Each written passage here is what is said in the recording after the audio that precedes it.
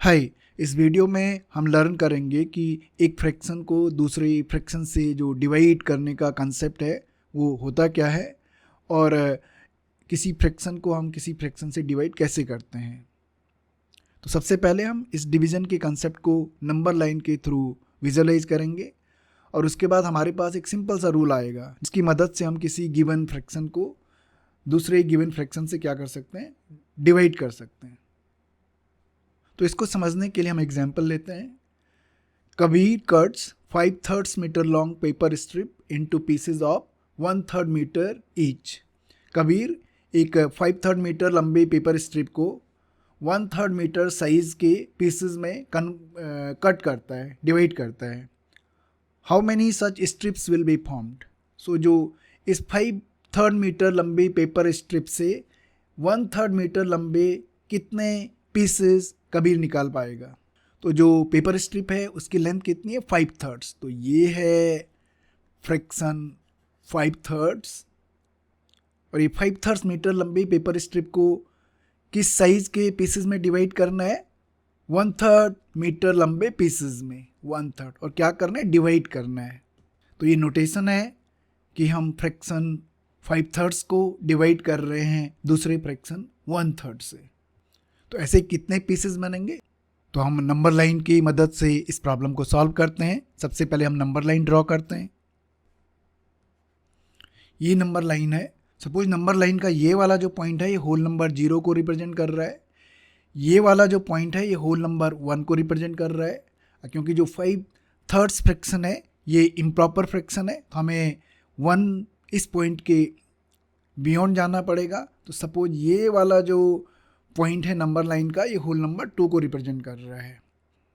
हमारे पास जो डिनोमिनेटर है दोनों फ्रैक्शन में वो क्या है, 3 है।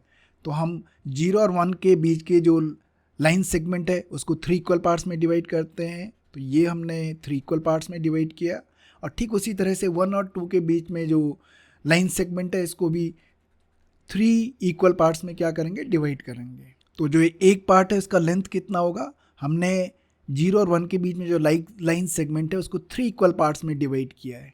और अगर ये पहला पार्ट हम ले रहे हैं, इसका मतलब ये पॉइंट रिप्रेजेंट कर रहा है फ्रैक्शन 1/3 को, और ये जो स्टेप का लेंथ होगा वो कितना होगा, 1/3। तो ऐसे जो हर पार्ट है इसकी लेंथ कितनी होगी, 1/3। अब हम दूसरे फ्रैक्शन जो 5/3 है इसको इस नंबर लाइन के पर लोकेट करते हैं। तो ये पहला पार्ट है, ये सेकंड पार्ट है, ये थर्ड पार्ट है, ये फोर्थ पार्ट है, और ये हमारे पास 5th पार्ट है। तो ये जो पॉइंट है ये किस फ्रैक्शन को डिनोट करेगा, 5/3 फ्रैक्शन को। हम ये जानना चाहते हैं कि इस 5/3 पॉइंट तक पहुंचने के लिए हमें 1/3 साइज के कितने स्टेप्स लेने पड़ेंगे। तो ये पहला स्टेप हुआ, पहला स्टेप, ये दूसरा स्टेप लिया, दूसरा स्टेप, ये तीसरा स्टेप लिया, ये 4th स्टेप, और ये 5th स्टेप। सो इस पॉइंट से स्टार्ट करके 5/3 तक पहुंचने के लिए हमें कितने स्टेप्स लेने पड़ रहे हैं, 1/3 लेंथ के 5 स्टेप्स लेने पड़ रहे हैं। ये ठीक वैसी है कि अगर हमारी जो पेपर स्ट्रिप है उसकी लेंथ 5/3 मीटर्स है, तो 1/3 मीटर के हमें कितने पीसेस करने पड़ेंगे, कितने पीसेस करने पड़ेंगे, 5 पीसेस करने पड़ेंगे। ये ठीक वैसी है कि 1/3 साइज के जो ये फ्रैक्शन है इसका साइज 1/3 है, तो ऐसे कितने फ्रैक्शंस फिट होंगे फ्रैक्शन 5/3 में, कितने फ्रैक्शंस फिट होंगे, 5 फ्रैक्शन फिट होंगे। इसका मतलब 5/3 divided by 1/3 is equals to 5। अब इस प्रॉब्लम को हम दूसरे ढंग से देखते हैं। 1 नंबर तक पहुंचने के लिए, 1 नंबर किसको रिप्रेजेंट करता है, 1 कंप्लीट होल को। 1 नंबर तक पहुंचने के लिए हमें 1/3 साइज के कितने स्टेप लेने पड़ रहे हैं, 1 2 3। 1 number contains 3 steps of size 1/3। तो जो 5/3 नंबर है वहां तक पहुंचने के लिए कितने स्टेप्स लेने पड़ेंगे, 5/3 मल्टीप्लाइड बाई 3। सो ये पॉइंट जिसको 1 होल नंबर रिप्रेजेंट करता है, यहाँ तक पहुँचने के लिए हमें 1/3 साइज के कितने स्टेप्स लेने पड़ रहे हैं, 3 स्टेप्स। सो 5/3 नंबर तक पहुंचने के लिए कितने स्टेप्स लेने पड़ेंगे? 5/3 को हमने किससे मल्टीप्लाई कर लिया है? 3 से मल्टीप्लाई कर रहा है। ये एग्जैक्टली वैसे ही जैसे कि अगर एक केले के दाम 3 रुपये हैं तो जो 5/3 केले हैं उसके दाम कितने हो जाएंगे? 5/3 मल्टीप्लाइड बाई 3। और अगर हम 5/3 फ्रैक्शन को होल नंबर 3 से मल्टीप्लाई करेंगे तो ये कितना आएगा? मल्टीप्लाई करके जो नंबर आएगा वो एक फ्रैक्शन होगा। फ्रैक्शन का डिनोमिनेटर वही होगा जो गिवन फ्रैक्शन का डिनोमिनेटर है, और वो कितना है? 3। और न्यूमरेटर कितना आएगा? फ्रैक्शन के न्यूमरेटर को हम ये होल नंबर से क्या कर देंगे? मल्टीप्लाई कर देंगे। तो ये कितना आ जाएगा? 5 मल्टीप्लाइड बाई 3। और ये 3 न्यूमरेटर और डिनोमिनेटर में कॉमन है, तो हमने 3 1 जा 3, 3 1 जा 3, 5 मल्टीप्लाइड बाई 1 कितना आ जाएगा? 5 आ जाएगा। 5 1th, और 5 1th फ्रैक्शन क्या होगा? 5। तो हम ये देख सकते हैं कि पहले मेथड में भी 5/3 फ्रैक्शन में 1/3 फ्रैक्शन कितनी बार आ रहा था? 5 टाइम्स। और इस दूसरे मेथड में भी 5/3 नंबर में जो 1/3 साइज के स्टेप्स हैं, कितने स्टेप्स हैं? 5 स्टेप्स। इसका मतलब ये हुआ कि जो फ्रैक्शन को डिवीज़न वाली प्रॉब्लम है उसको हम मल्टीप्लिकेशन मेथड से भी सॉल्व कर सकते हैं। तो जो ये 5/3 फ्रैक्शन है जिसको हम डिवाइड कर रहे हैं फ्रैक्शन 1/3 से, इसको हम ऐसे भी लिख सकते हैं 5/3 डिवीजन की जगह क्या लिखेंगे? मल्टीप्लिकेशन।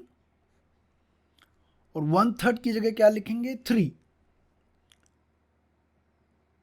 और जो 3 होल नंबर है इसको हम इस ढंग से भी लिख सकते हैं फ्रैक्शन की फॉर्म में 3 1th।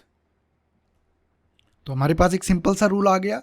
अगर किसी फ्रैक्शन को हमें दूसरे फ्रैक्शन से डिवाइड करना है तो जिस फ्रैक्शन को हम डिवाइड कर रहे हैं उस फ्रैक्शन को हम वैसे ही रखेंगे, कीप। जो डिवीज़न है उसको हम चेंज कर देंगे किससे? मल्टीप्लिकेशन से। और जो दूसरा फ्रैक्शन है जिससे हम डिवाइड कर रहे हैं उसको न्यूमरेटर को उसका क्या बना देंगे? डिनोमिनेटर। और डिनोमिनेटर को क्या बना देंगे? न्यूमरेटर। यानी उस फ्रैक्शन को हम क्या कर देंगे? फ्लिप कर देंगे। तो इस मेथड को हम बोलते हैं keep, change and flip. Keep the first fraction as it is, change division into multiplication and flip the second fraction. तो अब हमारे पास एक सिंपल सा रूल आ गया है जिसकी मदद से हम किसी भी फ्रैक्शन को दूसरे फ्रैक्शन से क्या कर सकते हैं? डिवाइड कर सकते हैं। तो हम एग्जांपल लेते हैं। हमें डिवाइड करना है फ्रैक्शन 2 7 से। सो जो पहला फ्रैक्शन है जिसको हम डिवाइड कर रहे हैं उसको हम वैसे ही रखते हैं, कीप। जो डिवीजन का साइन है, डिवीजन को हम किससे रिप्लेस कर देते हैं? मल्टीप्लिकेशन से। और जो दूसरा फ्रैक्शन है जिससे हम डिवाइड कर रहे हैं उसको हम क्या कर देते हैं? फ्लिप कर देते हैं। सो इसका जो डिनोमिनेटर 7 है वो क्या बन जाएगा? न्यूमरेटर बन जाएगा। और जो न्यूमरेटर है वो क्या बन जाएगा? डिनोमिनेटर बन जाएगा। अब ये डिवाइड करने वाली जो प्रॉब्लम थी, डिवीजन की जो प्रॉब्लम थी, वो मल्टीप्लिकेशन की प्रॉब्लम बन गई। दो फ्रैक्शंस को हम कैसे मल्टीप्लाई करते हैं? जो मल्टीप्लाई करके जो फ्रैक्शन आता है वो भी एक फ्रैक्शन होता है। उसका डिनोमिनेटर जो होता है, गिवन फ्रैक्शंस के डिनोमिनेटर्स को आपस में हम क्या कर देते हैं? मल्टीप्लाई कर देते हैं। तो ये हो जाएगा 3 मल्टीप्लाइड बाई 2। और न्यूमरेटर क्या होगा? जो गिवन दो फ्रैक्शंस हैं उनके न्यूमरेटर्स को आपस में क्या कर देते हैं? मल्टीप्लाई। तो ये क्या हो जाएगा? 4 मल्टीप्लाइड बाई 7 न्यूमरेटर। और अब हम इसको सिंप्लीफाई करते हैं। न्यूमरेटर और डिनोमिनेटर में 2 जो है वो कॉमन फैक्टर है, तो हम 2 से न्यूमरेटर को भी डिवाइड करते हैं। 2 1 जा 2, 2 2 जा 4। तो ये हमारे पास आ गया 2 मल्टीप्लाइड बाई 7, 3 मल्टीप्लाइड बाई 1। और ये क्या हो जाएगा? 2 मल्टीप्लाइड बाई 7 14, 3 मल्टीप्लाइड बाई 1 3। तो ये हमारे पास फ्रैक्शन आ गया 14 थर्ड्स।